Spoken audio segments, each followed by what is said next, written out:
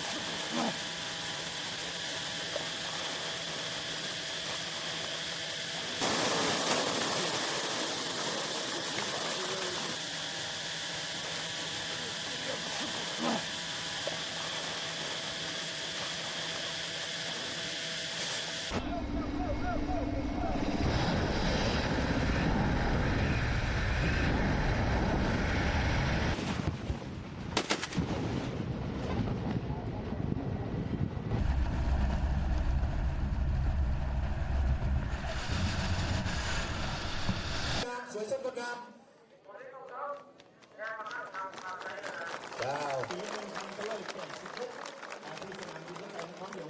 ตามส่งเวลานี้นักโดดย่อของกองทัพอากาศกองทัพประชาชนลาวได้อย่างสวยสดงดงาม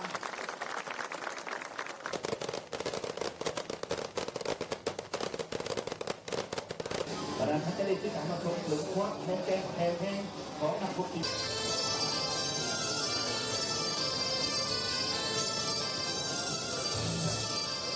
ประธานกำลังติดตามประชุมในขณะนี้เขาวิทย์รับบ่ให้มีเสียงเลยรับมอดกำลังป้องกันพยายามและเคลื่อนไหวเฮ็ด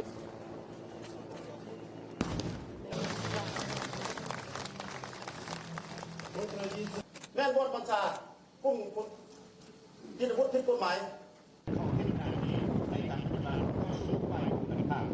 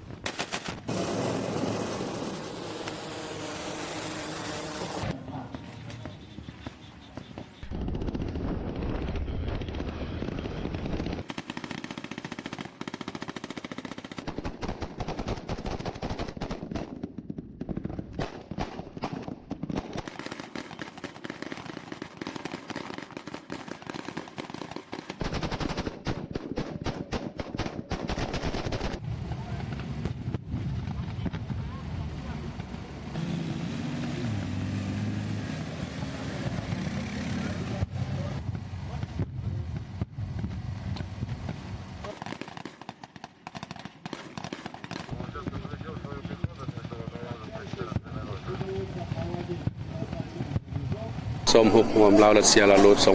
2026รู้สึกเป็นเกียรติและก็ภาคภูมิใจที่สุดที่ว่าได้เข้าร่วมจัดตั้งส้มหุบรวมลาวรัสเซียในครั้งนี้โดยเฉพาะการเข้าร่วมกะเกี่ยมทางด้านเดินใน